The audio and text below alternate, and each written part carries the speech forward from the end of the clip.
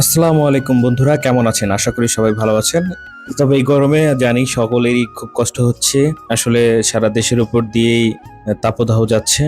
তো আজকে আমরা যাচ্ছিলাম মূলত দেশের সর্বোচ্চ তাপমাত্রা যেখানে হয় চুয়াডাঙ্গা যশোর এলাকায়। আপনারা জানেন যে 42.3 ডিগ্রি সেলসিয়াস ছিল এর আগে। অবশ্য গতকালকে 42.6 ডিগ্রি সেলসিয়াস তাপমাত্রা সর্বোচ্চ রেকর্ড করা হয়েছে যশোরে। এবং কি যশোরে বিভিন্ন সড়কের আসলে পিচগুলো গলে যাচ্ছে। তো তীব্র তাপদাহে কিন্তু অনেক মানুষ অসুস্থ হয়ে পড়ছেন, হিট স্ট্রোকে মারা যাচ্ছেন। বিশেষ করে শরীরে পানির অনেক ঘাটতি দেখা দিচ্ছে। এর ফলে কিন্তু অনেকেই আসলে পেটের সমস্যায় ভুগছেন, অর্থাৎ ডায়রিয়ায় ভুগছেন। এছাড়াও বিভিন্ন জনিত ঠান্ডা কাশি রোগ তো লেগেই আছে। তো আমরা যাচ্ছি। তো আমাদের সঙ্গে যারা দেখছেন ভিডিওটি, আসলে এই গরমের ভিতরেই আমরা আপনাদেরকে দেখানোর উদ্দেশ্যে আসলে এই তীব্র তাপদাহের মধ্যে আসলে কিন্তু পেটের দায়ে মানুষদের কিন্তু বের হয়ে আসতেই হচ্ছে। বিশেষ করে যারা নিম্ন আয়ের তারা কিন্তু কোনোভাবেই ঘরে বসে থাকতে পারছে না। আর যারা উচ্চবিত্ত তাদের তো বাসায় আসলে এসি ফ্যান লাগানো আছে, তাদের তো আসলে সমস্যা হচ্ছে না তেমন একটা। কিন্তু যারা নিম্ন আয়ের বা মধ্যম আয়ের তাদের কিন্তু আসলে হাঁসফাঁস দিন দিন বেড়েই চলছে। কারণ আসলে তাদের ঘরে থাকার কোনো সুযোগই নেই। কাজ করলে আসলে পেটে ভাত যায়, না হলে আর আহার না করেই থাকতে হয়।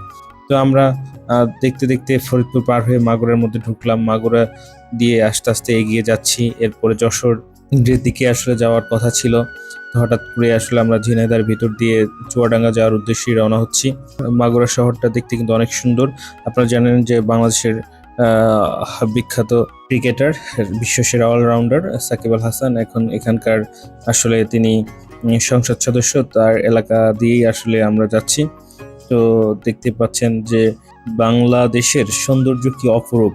সড়কের পাশেই কিন্তু সারি সারি সবুজের যে ঘেরা, মায়ায় কত মায়ায়, কত আবেগ, কত ভালোবাসায় নিয়ে দাঁড়িয়ে আছে সারি সারি গাছ। আসলে এই যে যে যতগুলো সড়ক রয়েছে, এই সড়কের পাশে যদি আরো বেশি বাগান করা যেত, অর্থাৎ বনায়ন করা যেত, বিভিন্ন ফলজ ও বনজ গাছ লাগানো যায়, তাহলে কিন্তু আসলে এই বেশি বনায়ন করতে পারলে কিন্তু আসলে পরিবেশের ভারসাম্য ঠিক হবে। আমাদের বিশ্ব ধারিত্রী কিন্তু যে অস্বাভাবিকভাবে আসলে গরমের দিকে ধাবিত হচ্ছে সেটি কিন্তু ঠিক হবে। অনেক জায়গায় কিন্তু আসলে দেখা যাচ্ছে যে সৌদি আরব বা সংযুক্ত আরব আমিরাত, সেখানে কিন্তু বৃষ্টি হচ্ছে, ভারী বর্ষণ হচ্ছে, কিন্তু সেখানে মরুভূমি অঞ্চল। আর উল্টো দিকে কিন্তু আমাদের বাংলাদেশে বিভিন্ন সময়, বিশেষ করে বৈশাখ, চৈত্র বৈশাখে কালবৈশাখী ঝড় হতো, বৃষ্টি হতো।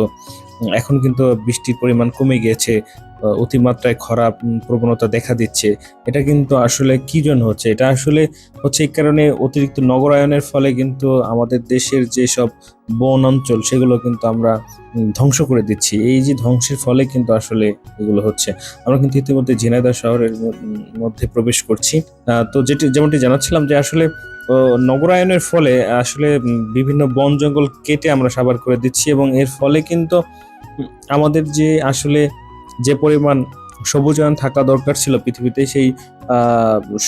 সেই সবুজটাকে আমরা নষ্ট করে দিচ্ছি বিভিন্ন কলকারখানা।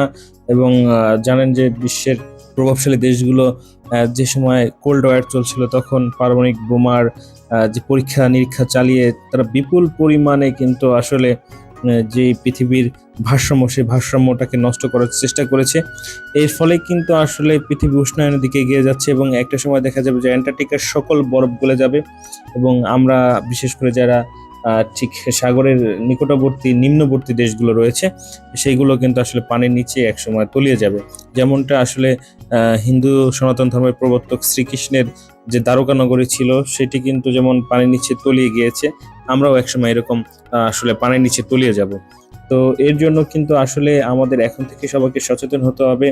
আমরা যদি সবাই সবার নিজ নিজ উদ্যোগে, আমি যদি চিন্তা করি আমি 5টা গাছ লাগাবো, আমার যদি জমি থাকে, এরকম যার যার জমি আছে সে যদি 5টা করে গাছ লাগায়, দেখবেন কিন্তু সারা বাংলাদেশে কত লোক আসলে সবাই একসাথে আমাদের সাথে সহমত পোষণ করবে না, সেটা ঠিক আছে। কিন্তু যদি আমরা 10টা লোক যদি যুক্ত হই, 10টা লোকে 5টা করে গাছ লাগালে কিন্তু 5-10কে 50টা গাছ হবে। সেই গাছগুলো বড় হলে পরে প্রচুর পরিমাণে অক্সিজেন দিবে।